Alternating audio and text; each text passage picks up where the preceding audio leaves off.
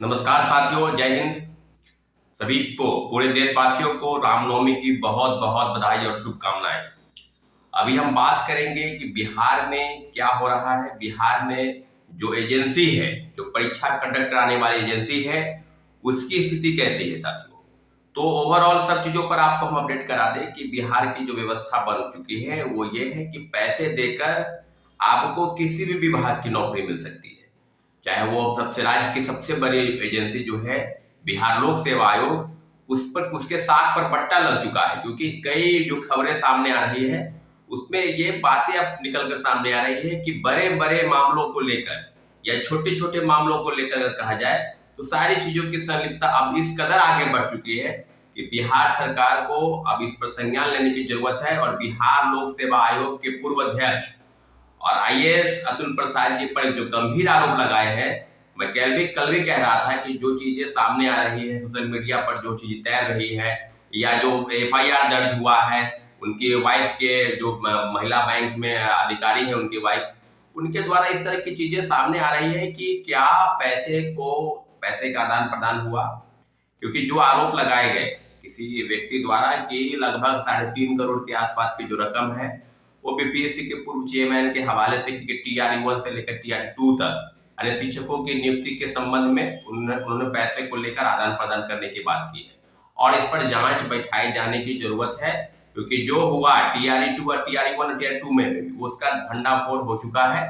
TRE 3 की सारी जो चीजें हैं उस पर 1 to 1 आपको बता दें कि सारी चीजें बिल्कुल अब परत दर परत खुल चुकी है साथियों। अभी जो बातें सामने आ रही है कि क्या एजेंसियों की अगर बात करेंगे तो इसके पहले भी केंद्रीय चयन पर्षद पुलिस की जो एजेंसी है उसके पूर्व जो निदेशक है, पूर्व जो चेयरमैन है एसके सिंघल, उन पर तलवार लटक रही है। वो भी गिरफ्तारी उनकी होनी है। कब होगी गिरफ्तारी ये मुख्यमंत्री जी को बताना चाहिए, मुख्यमंत्री जी को संज्ञान में लेना चाहिए कि आर्थिक अपराध इकाई ने बिल्कुल उनसे पूछताछ की है। पूछताछ पे काफी चीजें सामने निकल कर आ रही है। 23,500 पदों की वैकेंसी थी। और बीपीएससी से 60वीं पेपर लीक कांड, आपको याद होगा कि गया के बीडी इवनिंग कॉलेज से मामले सामने आया। उसके पहले एक पेपर लीक जब हुआ तो आरा के वीर कुंवर सिंह कॉलेज से 400 लोगों को अलग अलग कमरों में बैठाया गया, उनको प्रश्न पत्र मुहैया कराया गया। इस सब मामलों पर अगर हमने सवाल भी किया था उस समय में कि जो लोग वहां शामिल थे परीक्षा में कैंडिडेट, उनका उनका जो है रोल नंबर या नाम क्या है उनको प्रकाशित करना चाहिए।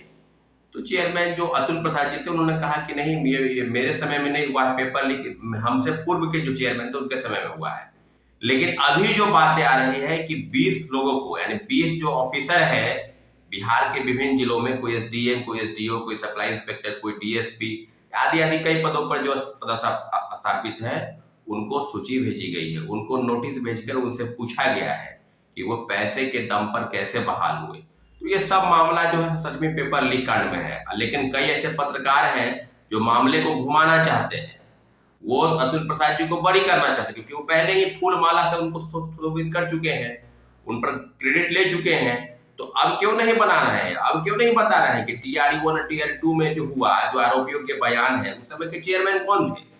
अतुल प्रसाद जी थे। तो अतुल प्रसाद जी पर क्यों नहीं आप बता रहे हैं कि सबसे बड़ा कोई सरगना है अगर शिक्षा माफिया है तो अतुल प्रसाद है। और जो 3.5 करोड़ के लेन देन का मामला जो है, जो एफआईआर में हुआ, उनकी वाइफ ने एफआईआर कराया है, तो ये मामला कहाँ चला गया?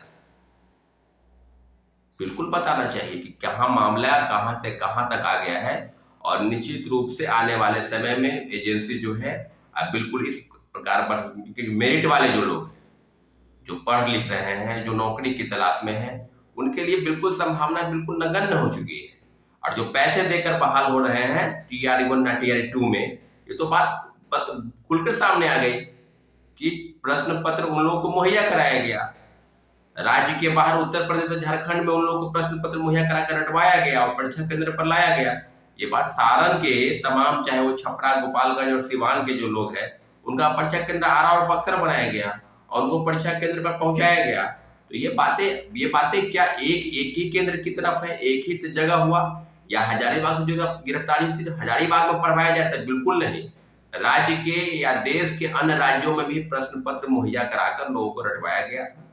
और उसके जो चीजें थी, बिल्कुल ये बातें अतुल प्रसाद जी को पता थी या नहीं पता थी, आर्थिक अपराध इकाई बताएगी। लेकिन मुझे लगता है कि बिना चेयरमैन की सहमति के, बिना चेयरमैन को जानकारी कैसे किसी को पेन ड्राइव में क्वेश्चन पेपर मिल गया, कैसे उसका पासवर्ड पता हो गया। तो सारी चीजें अब खुल चुकी है। आने वाले समय में हम लोगों को तैयारी के साथ, बिल्कुल मजबूती के साथ लड़ना है, और निश्चित रूप से बीपीएससी के जो पूर्व चेयरमैन है उनसे पूछताछ की जानी बाकी है। आर्थिक अपराध इकाई उनसे पूछताछ करे कि जो 3.5 करोड़ का मामला है ये कैसे प्रकाश में आया, कैसे, क्या बात है। अगर कोई आरोप लगा रहा है तो उसमें कितनी सच्चाई है, बिल्कुल तहकीकात होनी चाहिए साथियों।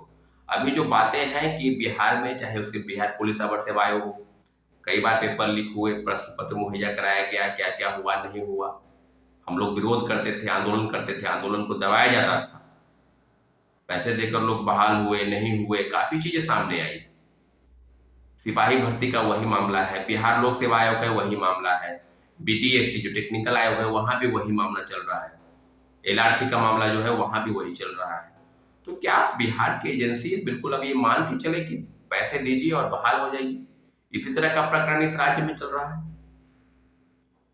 बहुत ही घोर विडंबना है, और निश्चित रूप से जो एजेंसी है उसको तहकीकात करनी चाहिए।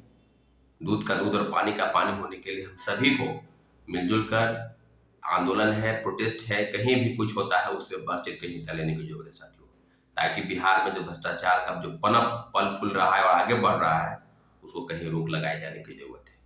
हमारे चैनल को आपने सब्सक्राइब नहीं किया तो प्लीज सब्सक्राइब करें ताकि हमारी बात आप तक पहुंच सके और आपकी समस्या हम तक आ सके साथियों। ठीक है, धन्यवाद, जय हिंद।